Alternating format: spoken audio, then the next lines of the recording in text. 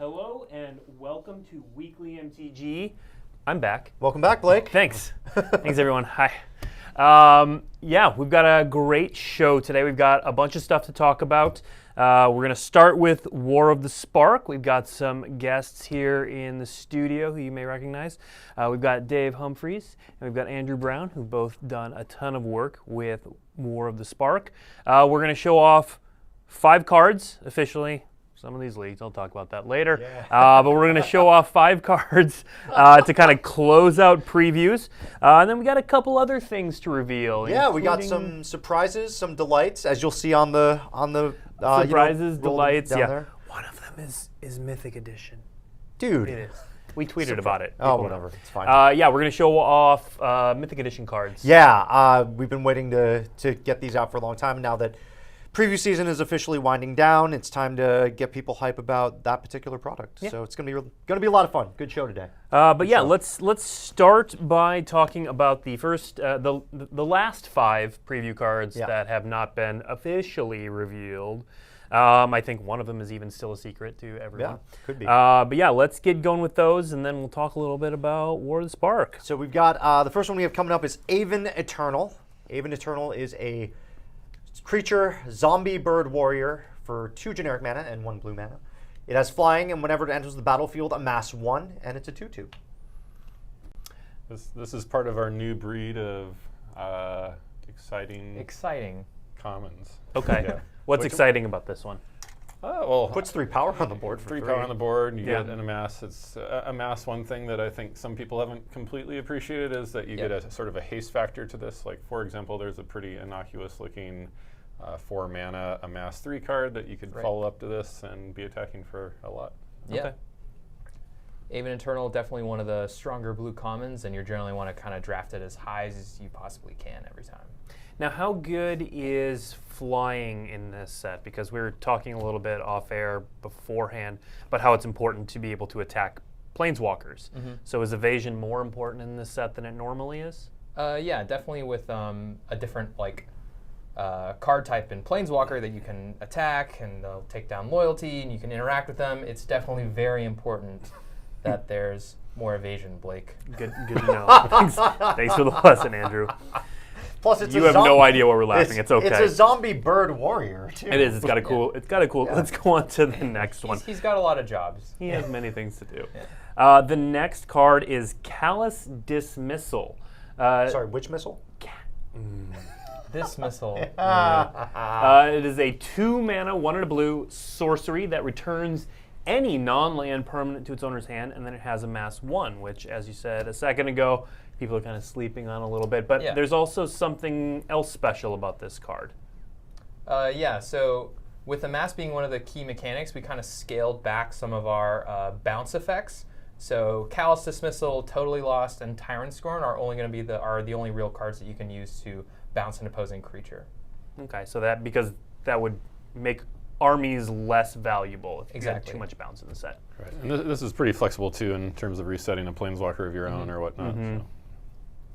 Yeah, I'm going to be using that on a lot of Planeswalkers that are down to their last loyalty. Yeah, because the normal scheme we kind of set up with Planeswalkers is they'll either have a high starting loyalty with a -1 or a odd starting loyalty with a -2, so you'll get them down to -1 a fair amount of the time. Okay. Next card we have is Sky Theater Strix. Sky Theater Strix is a bird, which is much less good than a zombie bird wizard, just to begin with. But it costs 1 generic mana and 1 blue mana. It's a 1/2 with flying. When you cast a non-creature spell, Sky Theater Strix gets +1/+0 until end of turn. So pretty straightforward. Mm-hmm. Yeah. It's kind of pseudo prowess. A little bit prowess. This is. It's prow. Doesn't have the back half of it. Yeah. I like that joke. Yeah. Thanks. You can have it. Next up, we have Thunder Drake, another blue common.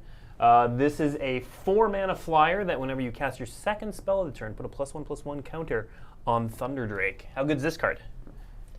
I like this card a lot.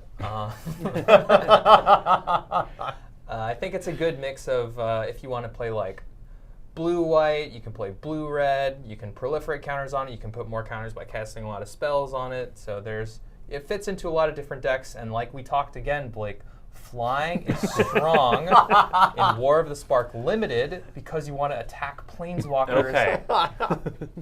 Thank you. Great. Moving on. All right. We've got What's our last we've one? got Wall of Runes. Wall of Runes is a creature that's a wall, costs 1 blue mana. Mm-hmm. It's a 0/4 with Defender, and when Wall of Runes enters the battlefield, scry 1. This, of course, comes in the tradition of many different Wall of naming conventions, such as Wall of Blossoms, Wall of Omens. Now we have Wall of Runes. And as Steve says, Scry 1 is basically draw a card. Basically, it's basically just draw a card. Come on. And don't sleep on this one either. You know, we have our friend Arcades. We have High Alert. Yep. It's only a matter of time before the walls take over Standard. Or not. And this is a 1-mana wall. One mana And not wall. all creatures are going to fly, so this can also protect your planeswalker. Yeah, Andrew, how important is it to defend your planeswalkers in this format? Ooh. Equally as important as attacking the opposing planeswalkers. Good to know. There are a lot of really cool things about this set. Obviously, pre-release coming up next week. I know a lot of people are excited about that. Planeswalker card in every pack, plus a promo Planeswalker in your pre-release kit. That's 7 Planeswalkers, potentially. Good math. Or there. actually 7 Planeswalkers. If I go to pre-release, if I were to go to pre-release and wanted to jam 7 Planeswalkers into my sealed deck, is that a thing that is possible for me to do in this set? Reasonably possible for me to do. It actually is. The mana fixing in War of the Spark is a little bit stronger than we normally give you, but I think the special thing about War of the Spark in particular is some of the planeswalkers have color in their mana cost, but we've given you a lot of tools to actually double splash, meaning add 2 different colors of mana that are not normally in your deck. So we have cards like Guild Globe, Interplanar Beacon, and Firemind's Vessel to kind of give you multiple of different mana that you didn't already have. Right, and certainly we put hybrid mana onto the planeswalkers, like, other than just being cool in and of itself. One of the reasons we did that on the set is very much for sealed deck, where like you'd see all these planeswalkers, want to play them all, and hybrid mana just made it easier for them to fit in more of the deck builds. So obviously the set is all about planeswalkers, but how much is limited? How much does that reflect in limited play? How much does limited play revolve around planeswalkers typically? A lot more than usual. But yeah, I mean, people will have in many cases like 5 planeswalkers in sealed. They'll have in many cases sometimes like 5 in draft too. So it can matter a lot. They'll come up. You want to have ways to deal with them before they get to use their abilities too many times. Again, as we'll talk, I mean, there are a lot of even just one-shot tricks that you might normally not play in limited. You'll want to play here just to make sure that like you can punch through for a given turn, even if that's like not what you'd necessarily prioritize in previous formats. Yeah, and again, it's just such a unique experience because there are all these planeswalkers in limited that nobody has really a frame of reference what it's like.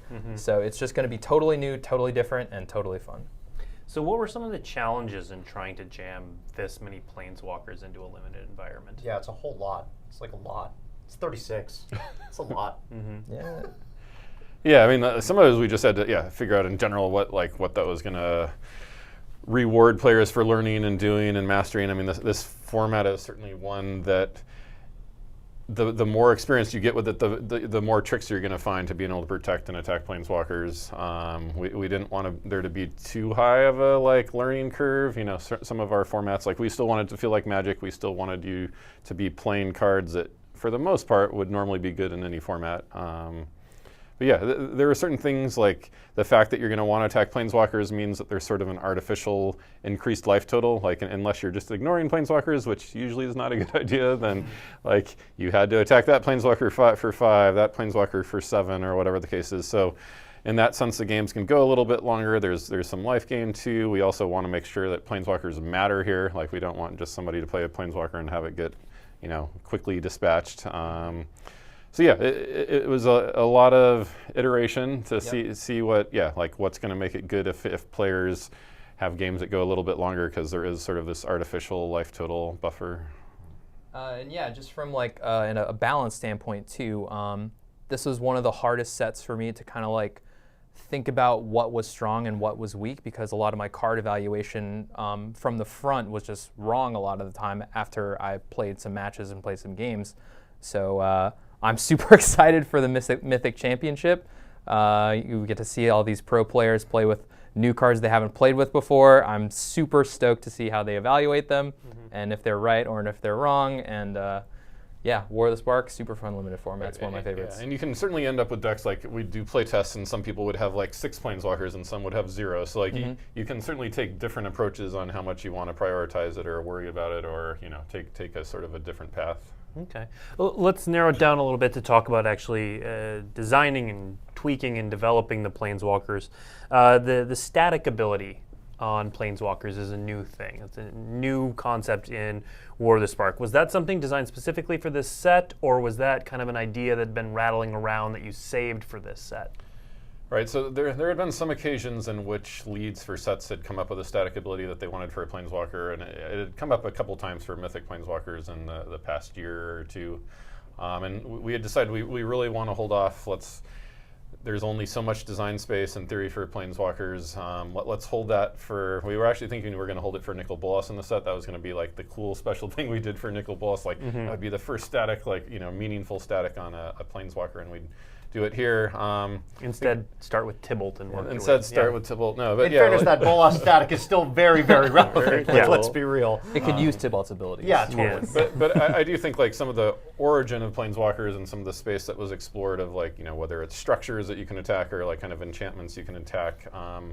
There was some overlap with some of the very early Planeswalkers designs. So I think in that sense this was something that was a known part of like a design space that we could go to, and it was just deploying it at the right time. And once we started latching onto it, and it just gave us so much room to do really flavorful stuff because it didn't have to be like necessarily super powerful. Like some of the power could be more in the loyalty abilities and kind of get more of a flavorful static ability. And in some cases, the static ability is really actually where all the power is. But it let us speak to the Planeswalkers really well to their personalities and to their power suites. Yeah, and from a play design perspective, like having 36 Planeswalkers that we can put static abilities on really opens up the space of like we can have really niche effects target certain things. So like I'll talk about later, but we've positioned some of these Planeswalker static abilities to do specific things in specific formats. Let's talk about that now. Before we get to that, I want to. Okay. I'm back. Yeah. I'm gonna railroad you all day. Seriously. I want to expand a little bit on some of the stuff you've been talking about with regards to uncommon Planeswalkers specifically, because you guys have a lot of experience designing Mythic Planeswalkers that are at a Mythic power level. What was it like having to then ratchet a lot of that down for uncommons and even rares? Right. Well, so again, we went through a lot of iteration. Like at the start of design, Vision had handed off like half the uncommons. I think had just a static, half had just a minus. In general, that just wasn't a super satisfying thing. Like, oh, these are the coolest characters in our game, the most iconic things. Let's get to a place where they're still doing something pretty cool, pretty functional. I mean, we can't really put limited in a spot where like there's just going to be like really swingy, bomby. If you don't answer this, it's just going to take over the game and do an ultimate or keep doing its thing every turn. So I think that these are just kind of the next evolution on Planeswalkers for us. I mean, it lets us put them in in every game. Yeah, I mean, it was a challenge. Like Dave said, it took tons and tons of work to kind of get them into, I am satisfied when I play this, and my opponent is not totally out of the game when I do get to activate my uncommon Planeswalker a bunch of times. So there's tons of number fixes. We went up and down and side and right, and hopefully we came out to a good spot. Right, and a lot of these is like, if you can use these twice, they're really good cards in your deck. If you can only use them once, they're not necessarily particularly good. But that sort of needs to be the balancing point because each of those scenarios are going to come up, and then the average power level is kind of between those, and then making them strong is all about trying to get to use them a second or third time. That's why flying's important. Okay. Thanks, Andrew. Steve, I believe you had a question. Yeah, no, you mentioned you were able to sort of put some more we'll say not actual targeted abilities, but abilities that are more targeted to specific strategies on these Planeswalkers. Do you have any examples that you might be able to give us as to what the intent was on some of that stuff? Yeah, sure. We can bring up my favorite uncommon planeswalker, Narset, Parter of Veils. So we watch a lot of the metagames for our different formats, and one of the popular cards in Legacy is Leovold, and part of the Emissary of Trust. Yes. Part of why Leovold is powerful is because of the static ability. Each opponent can't draw more cards, so we figured we can put that on a cool new permanent type like Narset, and we can also tie it to some card advantage, and we could also make it blue so you can pitch it to Force of Will. So Narset's got a lot of things going on. I believe she's a strong Legacy card and a strong limited card. Okay. All right. Dave, what was your favorite uncommon planeswalker? Right. Well, so yeah, mine goes to another topic a little bit. I mean, certainly there are a lot of cards like Andrew mentioned, like Ashiok and plenty of others that are kind of more targeted for other formats. I mean, Vraska is a card that I really just enjoy from more of a limited perspective, where it, you're creating tokens that can take down planeswalkers. They have Death Touch and Planeswalker Death Touch effectively, and just like there's some other stuff going on with this that's cool. Like you can actually, in theory, build a deck around creatures with Death Touch. Like that's not something normally you'd be doing searches through Gather or whatever to do. Like I can find a bunch of Death Touch creatures, and one liability of Death Touch creatures is they usually are like 1/1s or something kind of small, and your opponent can like, yeah, whatever, I'll take one. And we just came up with a static ability where like your opponent can't just keep taking damage from that. They're going to get bigger and bigger, and certainly like there are lots of little new paths that people can explore. Yeah, I definitely really love the gameplay of I have my small Death Touch creature, I attack. Do you want to block? I can get bigger, or you can trade off your slightly bigger thing. It's a really cool dynamic gameplay. Also, that hybrid mana cost making things easier to cast on many of the uncommon planeswalkers. Do you have other favorite cards in the set? I guess for limited, probably hitting back on that theme I was talking about earlier, but Stealth Mission is one of my favorite cards. It's a 2/u, put 2 counters on a creature you control, and then that creature can't be blocked this turn. Like Dave was talking about, like we balanced a lot of this about planeswalkers activating their abilities multiple times, but this card can actually make it so that the opposing planeswalker can only be activated once. And you get that residual value in the +1/+1 counters, which you can maybe proliferate on later. So this card's super flexible, and I definitely always want to have one of it in every blue deck. And how important is evasion? Important. Okay. Just slightly. Just slightly. Yeah. All right, other favorites. Limited, constructed, have at it. Yeah, right. go Yeah, I for mean, it. Death Sprout's pretty cool on both axes. I mean, we have a lot of players here that like to get super greedy with their mana bases. Death Sprout, like towards the end of design process, we decided that like we wanted black-green to be mostly about like, it would be the color pair this time. Like often we do it more in blue-green, that like let's just have it be more of like a 5-color deck, or or just play as many colors as it can. Andrew's already talked about a lot of the cards that help you splash stuff. This is just a pretty cool functional card that lets you make sure you can cast some more planeswalkers that you might have splashed in your deck, or some of the other cards that are, have double mana requirement in a particular card like this one. Exactly. Yeah, black-green is actually one of my favorite archetypes to draft. The 5-color theme really lets you be super greedy and take any planeswalker you want, take that powerful removal spell that you can splash, and Death Sprout is actually both. It's a lot of fun. That includes some pretty sweet art from Seb McKinnon. Yeah. And I want to add, while we're chatting here, I am jotting down some questions from chat. So if you have questions for either Andrew or Dave or Steve or I guess, why not? Probably just for you. Put them in chat. I'll grab some of them. We'll answer them a little bit later, but I am watching. Feel free to put them in the chat. Anyway, let's talk more about constructed and maybe some combos that you guys have highlighted. Some combos coming up in Standard.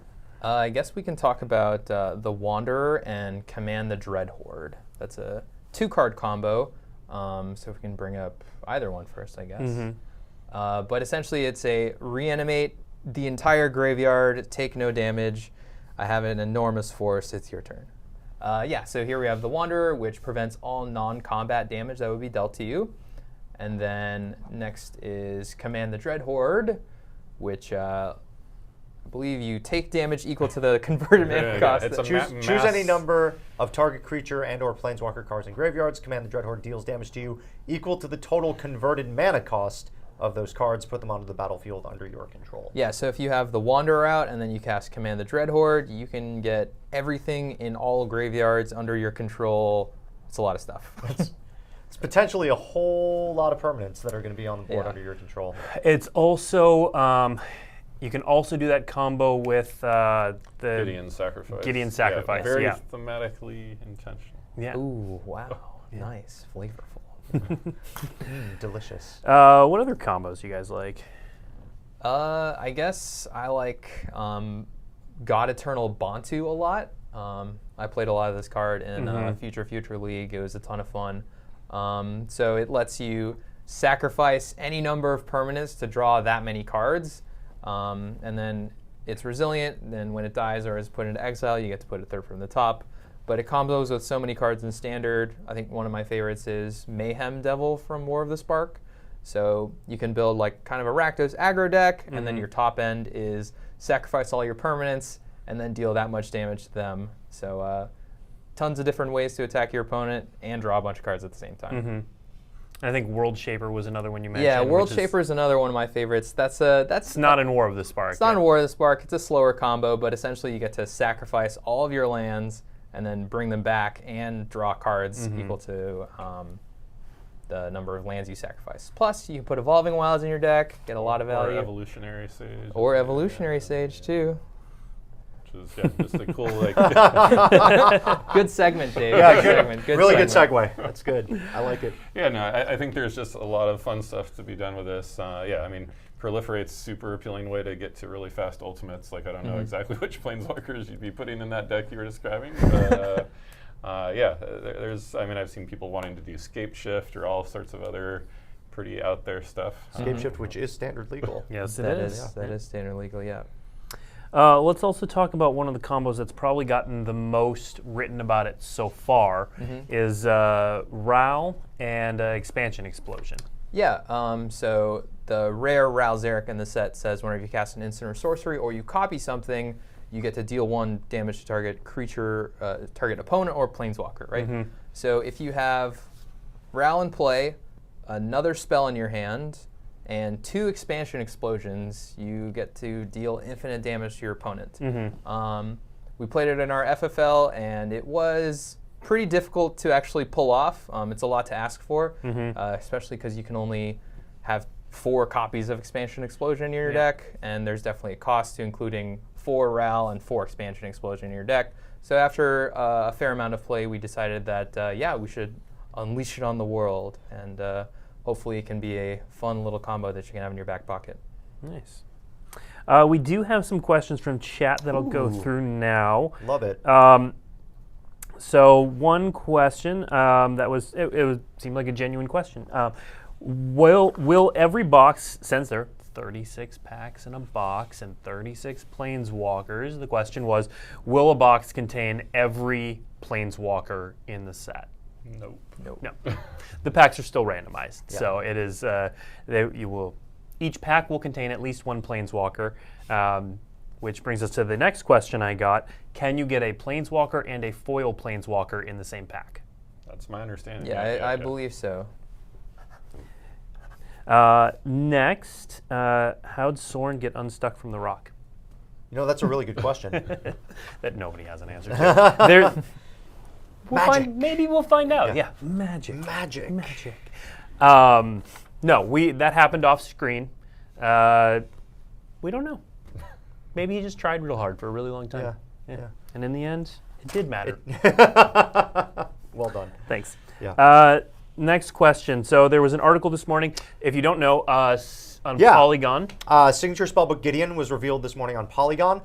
There was a typo in the article that has since been corrected that said Rest in Peace was going to be in Standard. Rest in Peace is not going to be in Standard, but it is being reprinted in Signature Spellbook. So if you want Rest in Peace for those lovely non-rotating formats that you play, Signature Spellbook Gideon could be a good place to go grab that. Yeah. But not in Standard, not being reprinted in Standard. No. And then we had a question from Alias V. Oh! One of our streamers. Alias V. Steve, when are you going to go do karaoke with them? Ailey, if you want to come to Seattle, like we'll go karaokeing. It'll be great. You, me, and Nate Price. It'll be awesome. But yeah, Yeah, always happy to go do some karaoke. There are a lot of questions about, obviously today is kind of the Gideon's death day. And I know you guys are not on the creative side, the story side, but do you have any insight into why Gideon here? Why was he the one to make the sacrifice? No is fine. Again, this is not the story group, but was there? So did you guys know that going into this that you'd be designing cards that would talk about Gideon's death? Okay. From the very outset of set design, if not well before that even. That was like a year and a half ago. Yeah, I mean, I think I mentioned. You guys are like, we're past this. We mourned for a little bit, but it happened. I think I mentioned. The article that I had go up yesterday or whenever. Doug had given like 49 like legendary creatures, legendary artifacts, story beats, and certainly in all that, just from the first month of set design, it was make a card showing Gideon's sacrifice, make a card showing Gideon with their regulars afterwards, or something to that effect of some sort of heartwarming thing, and that was all built in right from the start, including him flying in, him getting shot off the Pegasus, him with the Black Blade, all that was from well planned out in advance. Okay. We're going to add one or two more questions, and then we're going to move on because we've still got a few surprises and delights at the bottom. Was there any playtesting or thought or anything to adding all these proliferate cards to what they do to Commander? There are questions about, especially, you see Atraxa in every other thread about this or that proliferate card. How much did you guys look at that? We have people on our teams that like to play Commander, and rely on them. Yep. Easy enough. Yeah. Could we ever visit Ravnica again? Yes. Anything's possible with the power of positive thinking. Yeah. Sure. They just tell us where we are and what to do. Yeah. And then we just make we just show up and why not? Cool. So let's move on to surprises. Surprises. I'll still be watching for questions. We'll see if at the end of the show if we have time for any more of them. But we need to get to a couple other things. Yeah, we got to get this all this out in an hour. So one of the things that we did a show of about a month ago, I think, right after you went out on leave, where Greg Wiseman came onto the show and he talked about his work on the War of the Spark Ravnica novel, which is coming out April 23rd.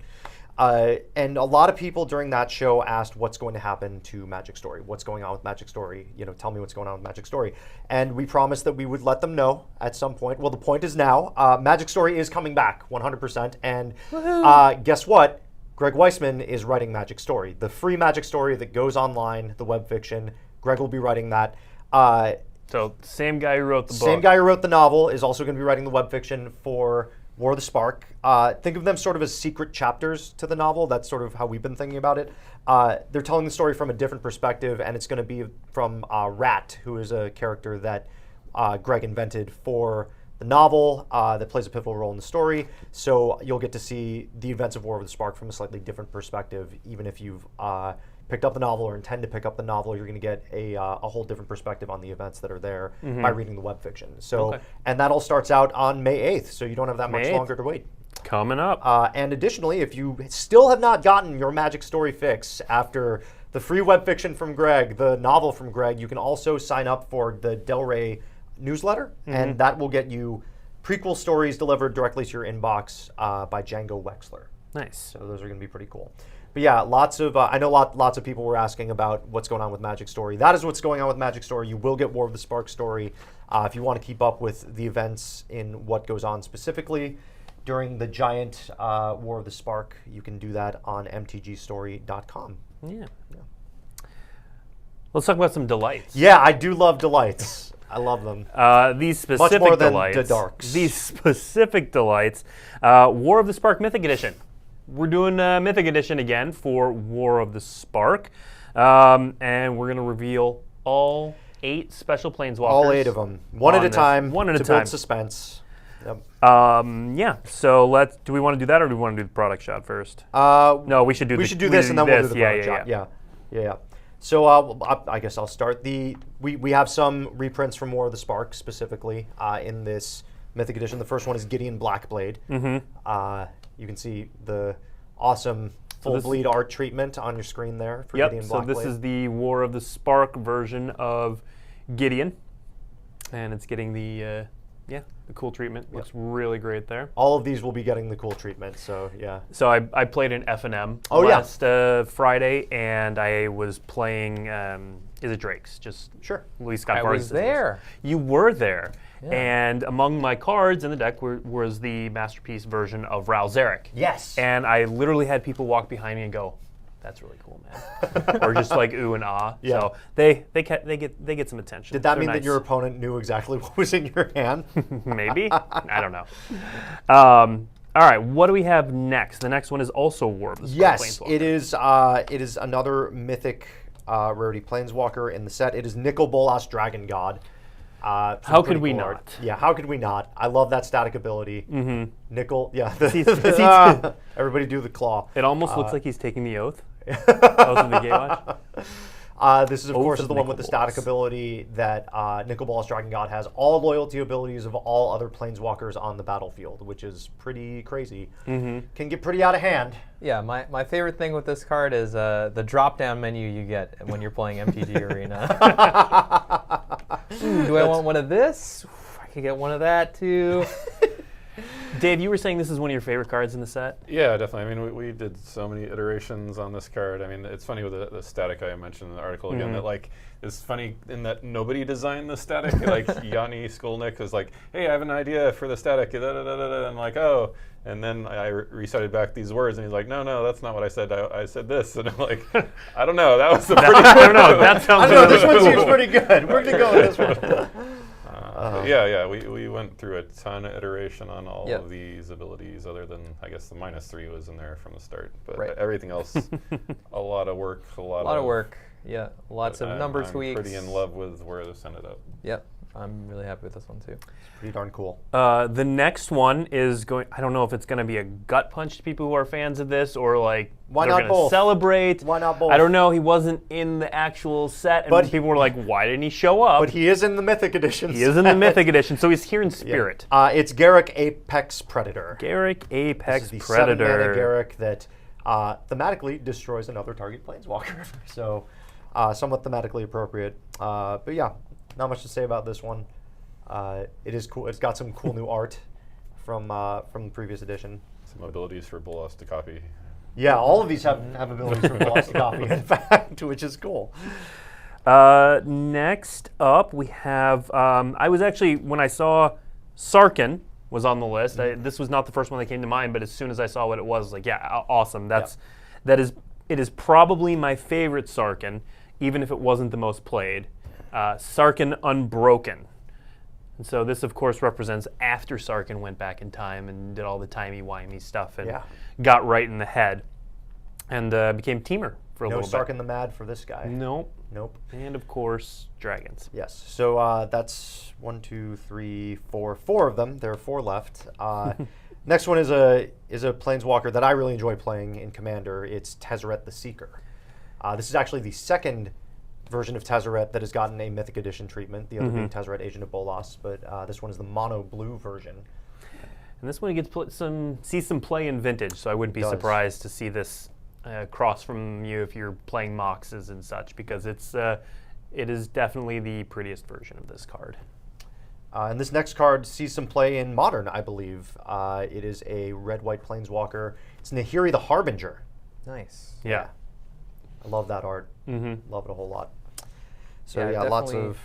I definitely brought out some Emrakuls with this card in my day. Yeah. Absolutely. Last two, and these two are spicy. These are pretty good. We definitely saved the best for last. Yeah. Blake, you want to take this one? I'll take this one. You can take the last All one. right. Ugin the Spirit Dragon. Yeah. Tron players rejoice. This is This is a good looking version of Ugin. Wow, Tron. Yeah. Wow, Tron. Wow. Wow. Wow. Stay tuned next week. And the final one, this may come as no surprise to the people that Some people have already guessed it. Yep. Yes, it's true. The last one is, of course, Jace the Mind Sculptor. Of course. Yep, Jason. and that's some pretty cool new art for Jace the Mind Sculptor. One veritable 4 mana Planeswalker and 4 ability Planeswalker. One of the most powerful Jaces ever printed. And you can get yours in Mythic Edition. Let's see that product shot of the whole thing, so you'll be able to acquire this. Yep, and similar to Ravnica Allegiance Mythic Edition, War of the Spark Mythic Edition is going to be limited to only 12,000 units and will be available for sale on the Hasbro Toy Shop eBay store starting Wednesday, May 1st at 3 p.m. Eastern Time. Limit 2 per person again. There will be no reprints of War of the Spark Mythic Edition. Once it's gone, it is gone. And for those of you that are frantically trying to write all this information down, don't worry, there will be an article on WeeklyMTG about this after the broadcast, and our social team will also be doing some reminders, I believe, before it goes officially on sale. Yep, so shortly after we get offline here, you can go to WeeklyMTG. It'll have all of the information right there. It'll have a link to the Hasbro Toy Shop. It'll have everything you need. So. Yeah. I'm really excited about these, that Ugin and that Jace the Mind Sculptor. Really, really great. I love playing with those cards in formats like Cube, Commander, Modern in some cases. Wow, I love Tron. I do want to, so people are asking about only in America. Nope, that is not correct. So through the Hasbro eBay Toy Shop, you can order this from anywhere in the world. And then the MSRP is staying, or there is no MSRP. It is just the price. Yeah. The price is the same as the previous versions, which is $249.99, I believe. And then had a couple questions we wanted to get to that I saw in the chat. We did get the question, when are Masterpieces going to be back in sets? Obviously, we're not answering that. Don't answer that. But we actually said on a previous episode where the professor came in and asked us a very similar question. Yes. That one of the things we are doing is finding ways to put cool things in just booster packs that are surprise and delights. Yeah. Much in the way that Masterpieces are. So keep an eye out for that. Not going to say exactly what those are, exactly when they're coming, or anything like that. But it's something that we're keenly aware of, and we definitely want to do in the future. They may not be Masterpieces. They may just be cool whatevers. But it's on our radar. And then the other question is, what's up with the Portal app? I actually saw this in here a couple times. We're actually going to answer that question. Yes. Not this week. Right now. The week after, we'll have an answer to that question on dailymtg.com. Thank you for asking. Yes, thank you for asking. That is it.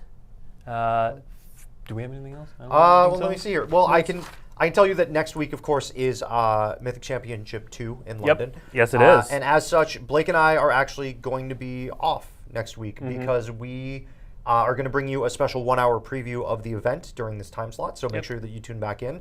It should give you a cool overview of what the event is going to be, who's going to be there, who's playing, maybe some of the things to look out for in War of the Spark Limited. We don't actually know because we don't know what the report is going to be yet. But we do know that it's going to be a special preview. You'll have a chance to see that next week in this time slot. And I hope that you tune into the Mythic Championship too. So same time, same channel, learn about the Mythic Championship. And then, of course, tune in on Friday for the Mythic Championship. It's happening in London, so everything is London time. Yep. So make sure you adjust your watches. Finally, if you missed the want to know all of the things that happen, they will all be up on WeeklyMTG. So the details about story, details about Mythic Edition, all of that is going to be up on WeeklyMTG shortly after this broadcast is over. Yep, absolutely. Yeah. That's all we got. So thanks everyone for tuning in, and we'll see you in 2 weeks.